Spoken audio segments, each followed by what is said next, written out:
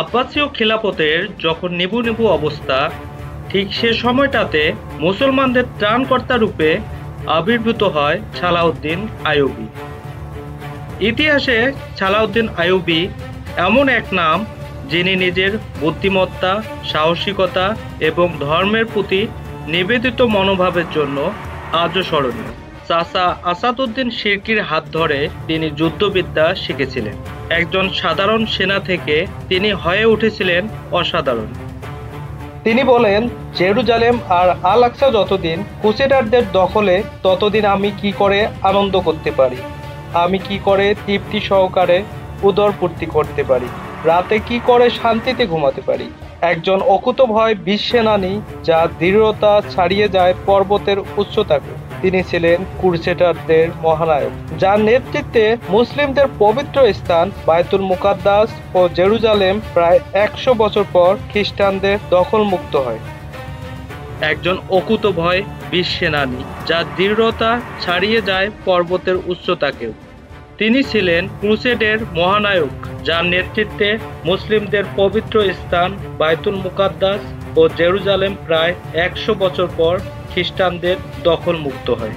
কিন্তু একটি বিষয় অনেকের মনেই প্রশ্ন তোলে, ৩,০০০ আলেম হত্যার মতো কঠোর সিদ্ধান্ত নেওয়ার পরও তিনি কিভাবে মুসলিম বিশ্বের ভালোবাসা ও শ্রদ্ধার পাত্র হয়ে উঠলেন। সেসব কিছু নিয়ে থাকছে আজকের ভিডিওটি। শেষ পর্যন্ত দেখতে থাকুন এবং লাইক, কমেন্ট, সাবস্ক্রাইব করে পাশে থাকুন।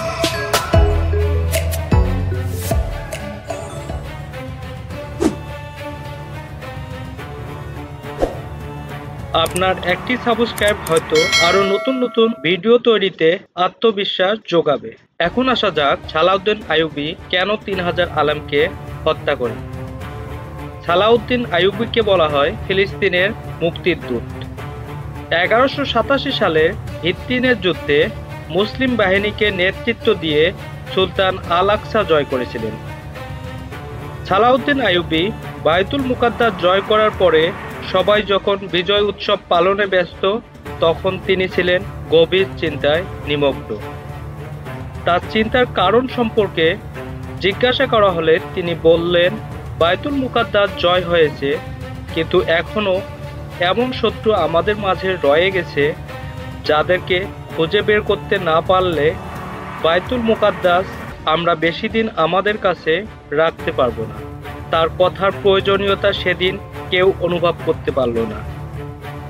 সালাউদ্দিন আইয়ুবী তার অত্যন্ত বিশ্বস্ত সেনাদের নিয়ে খুবই গোপনে একটি গোয়েন্দা বিভাগ গঠন করলেন, যাদেরকে আটককৃত ইহুদিদের গোয়েন্দা বিভাগের সেনাদের থেকে পাওয়া তথ্য দিয়ে ট্রেনিং দিলেন।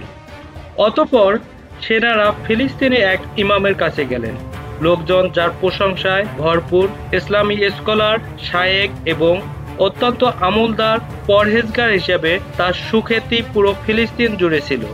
একদিন তিনি তাফসিরের আলোচনা করছিলেন তার মসজিদে। এ সময় দুজন অপরিচিত আগন্তুক আসলো। তারা গভীর মনোযোগ দিয়ে তার তাফসির আলোচনা শুনল। আলোচনা শেষে তারা ইমামের সামনে গিয়ে প্রশ্ন করল, সূর্য কখন ওঠে? ইমাম জবাব দিল, যখন বৃষ্টি থেমে যায়। অপরিচিত আগন্তুক আবার প্রশ্ন করল, বৃষ্টি কোন দিক থেকে আসে? ইমাম উত্তর দিল, ঝড়ো হাওয়ার দিক থেকে। এভাবে আরো কয়েকটি প্রশ্ন এবং তার উত্তর নিল। উপস্থিত মুসল্লিরা এগুলো কিছুই বুঝতে পারল না।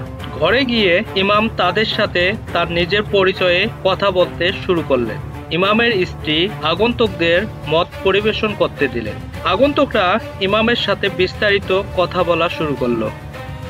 ইমাম কবে থেকে এখানে, মানুষের মধ্যে কি কি ফিতনা ছড়িয়েছে, মানুষের ইমানের মধ্যে চিত ধরাতে কতটুক সক্ষম হয়েছে ইত্যাদি বিষয়ে কথা হতে লাগলো।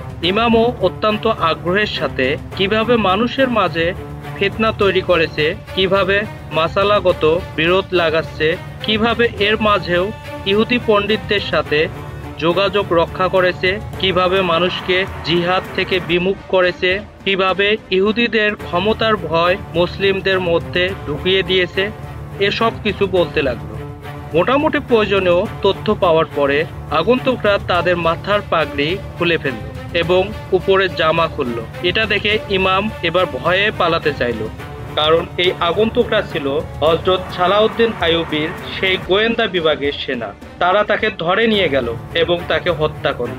এভাবে হযরত সালাউদ্দিন আইয়ুবী ৩,০০০ ইহুদি আলেম হত্যা করেছিল, যারা মূলত ইহুদি কিন্তু ইসলামী শিক্ষায় শিক্ষিত হয়ে মানুষের মধ্যে ফিতনা ছড়ানোই ছিল তাদের মূল কাজ। যদি ১০০০ বছর আগে ইসলামী খিলাফতে ৩,০০০ ইমাম থাকতে পারে, তাহলে বর্তমানে কেমন রয়েছে তা একটু অনুমান করুন। সুলতানের এই কঠোর পদক্ষেপ অনেকের কাছে বিতর্কিত মনে হলেও এটি মুসলিম সমাজকে বিভাজন থেকে রক্ষা করেছিল। তার বিচক্ষণতা ও প্রখর নেতৃত্বের কারণে মুসলিম বিশ্ব এক ভয়াবহ বিপদ থেকে বেঁচে যায়। আমাদের দেশেও এমন কিছু আলেমকে আমরা দেখতে পাই, যারা ইসরায়েলের বিরুদ্ধে কোনো কথা বলে না, মানববন্ধন না করে ঘরে বসে গাজাবাসীর জন্য দোয়া করতে বলে। ইসরায়েলের ব্যাপারে একেবারে কোনো কথা যাদের মুখ থেকে বের হয় না, এমন আলেম আমাদের দেশেও আনাচে কানাচে রয়েছে। সুতরাং সময় থাকতে সাবধান হন। আল্লাহ আমাদেরকে এবং আমাদের ইমানকে হেফাজত করুন। আমিন। Thanks for watching the video. Thank you.